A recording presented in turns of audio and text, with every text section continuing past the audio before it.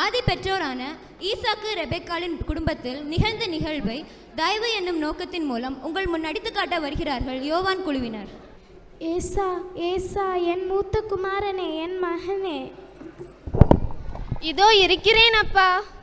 எனக்கு வயதாகிவிட்டது, என் மரணம் இந்நாள் என்று அறியேன். அதனால் நீ உன் வில்லையும் அம்பரா துணியையும் எடுத்துக்கொண்டு வனத்திற்கு போய் வேட்டையாடி ருசியுள்ள பதார்த்தங்களாய் சமைத்து கொண்டு வா. என் ஆத்துமா உன்னை ஆசீர்வதிக்கட்டும். சென்று வருகிறேன்.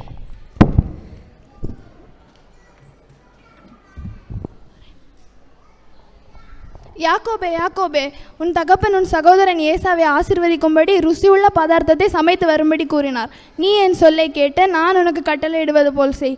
நீ ஆட்டு மந்தைக்கு செஞ்சு 2 வெள்ளாட்டுக்குட்டிகளை பிடித்து கொண்டு வா. அதை பதார்த்தமாக சமைத்து தருகிறேன்.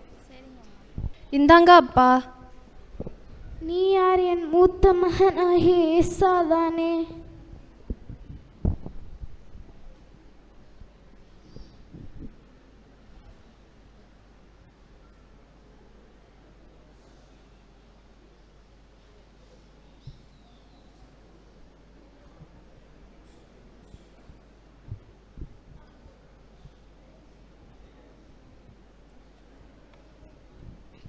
என் மகனே, கிட்டே வந்து என்னை முத்தம் செய்.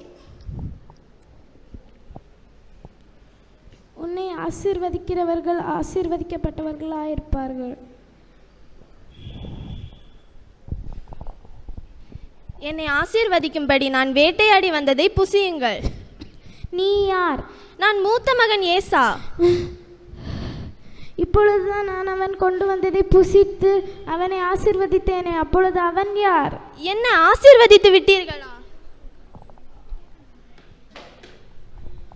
என் தகப்பனே, உம்மிடம் இந்த ஒரே ஆசீர்வாதமா உண்டு. என்னை ஆசீர்வதியும். நீ உன் பட்டயத்தாலே பிழைத்து உன் சகோதரனை சேவிப்பாய். யாக்கோபே, யாக்கோபே, ஏசா உன்னை கொஞ்சு போட நினைக்கிறான். நீ எழுந்து ஆரானில் இருக்கிற என் சகோதரனாகிய லாபானுடைய வீட்டிற்கு ஓடிப்போ. அவன் கோபம் தண்ணியும் மட்டும் அங்கே இரு. நீ அவனுக்கு செய்ததை அவன் மறந்த பின்பு உன்னை ஆள் அனுப்பி அழைப்பிப்பேன்.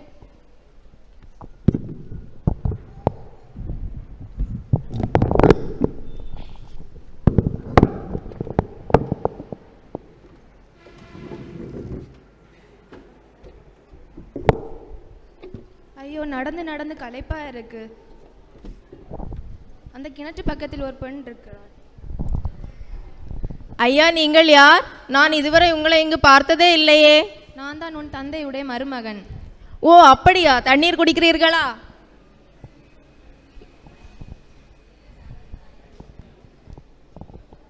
வாருங்கள், உங்களை என் தந்தையிடம் அழைத்து செல்கிறேன். தந்தையே, இவர் உங்களை பார்க்க வந்திருக்கிறார். நான் உமக்கு ஊழியம் செய்து சம்பாதித்த என் மனைவிகளையும் பிள்ளைகளையும் என்னிடத்தில் தாரும். உன் கண்களில் எனக்கு தயவு கிடைத்ததே, ஆனால் இரு. உன் சம்பளம் என்னதென்று சொல், நான் அதே உனக்கு தருவேன். ஐயோ, இத்தனை வருஷமா நான் இவர் கூட ஊழியம் செஞ்சு வேலை செஞ்சேனே. 20 வருஷமா செஞ்சேனே. ஐயோ, மாமா இப்படி சொல்லிட்டாரே.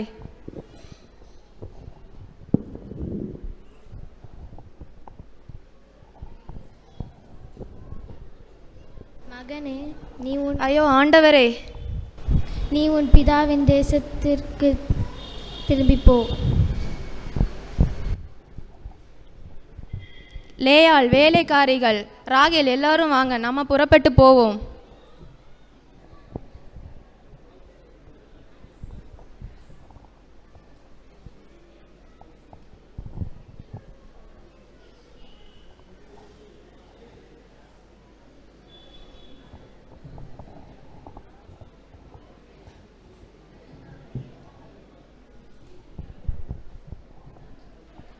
எல்லோரும் என் பின்னே வாருங்கள்.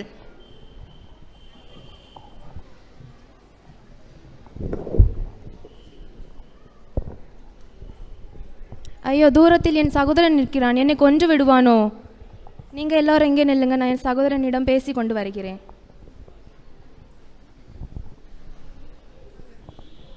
ஐயோ சகோதரரே, என்னை மன்னித்து விடுங்கள்.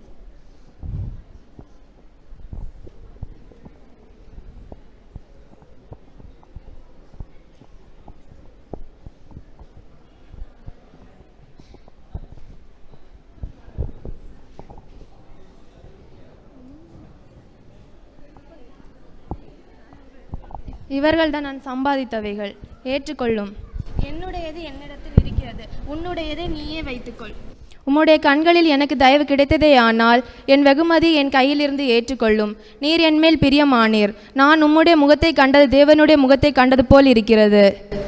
ஏற்றுக்கொள்கிறேன்.